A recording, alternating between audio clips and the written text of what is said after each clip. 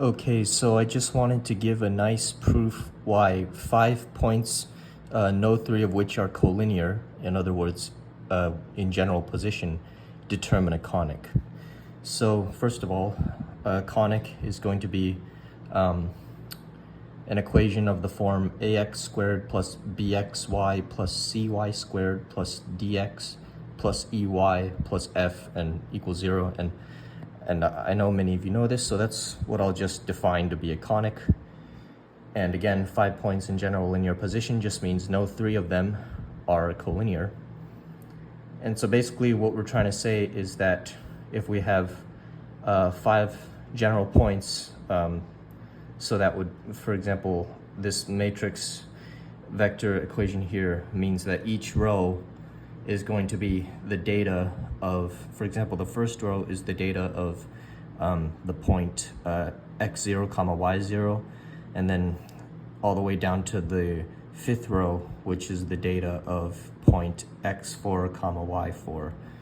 So basically what we're saying is that this matrix equation only has one solution up to scalars, of course. So, okay, to show uniqueness, we do the usual assumption. Suppose that C1 and C2 are two conics that both pass through all 5 points from point 0 all the way to point 4. And what's going to be important is that C1 and C2 have coefficients that are not that are linearly independent. So basically, the coefficients of C1 and C2 are not going to be scalar multiples of each other.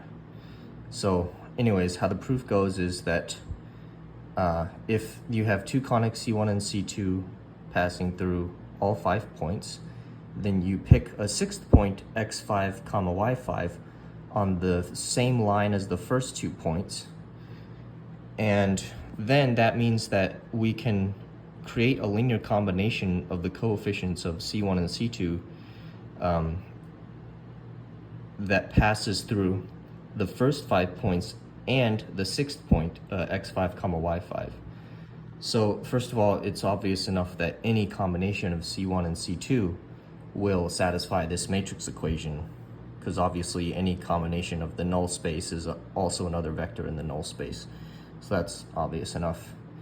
And so, okay, well, how do we show that there is at least one combination that also passes through the sixth point?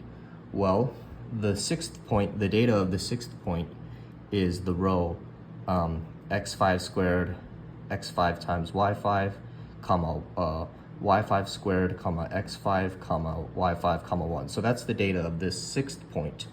And so that has a null space of 5 dimensions, while the span of the coefficients of C1 and C2 has 2 dimensions. So if we're in a 6-dimensional space and you have one subspace, which is the null space of this sixth point, one of the subspaces has 5 dimensions and the other subspace has 2 dimensions. That means there's going to be some non-trivial intersection with at least 1 dimension. So that means that there's a non-zero combination of the coefficients of C1 and C2 that passes through the sixth point. And so that means this combination passes through 3 collinear points. In other words, the first, the second, and the sixth point. But once a conic passes through 3 collinear points, then we will show that that conic has to be degenerate, meaning that that conic has to be just 2 lines. So the way we show that is if a conic passes through 3 collinear points, then you can imagine we can write the line through those 3 points as we can parameterize the line through those 3 points as just like parameterize it with t or something. And if we plug in that parameterization into the conic that passes through those 3 points, then that means that if our parameterization is in the variable t or something, then that means once we plug in the parameterization into the conic, then the conic is going to be a quadratic in terms of t with 3 roots. So that means that the conic is going to be the 0 polynomial in terms of the parameter. So that means that if you have 3 collinear points on a conic, then that means all of the rest of the line going through, all of the line on those 3 points must go through the conic. And so in general, that means that a general line would be of the form y equals mx plus b. If it's a vertical line, then it would just be like x equals something. But anyways, in either case, if a whole line lies on a conic, for example, y equals mx plus b, then that means if you view this conic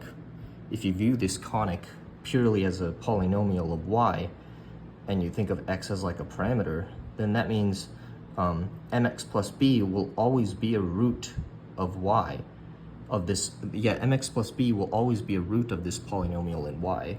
So that means that this polynomial can actually be factored as y minus mx minus b and then times some other linear factor.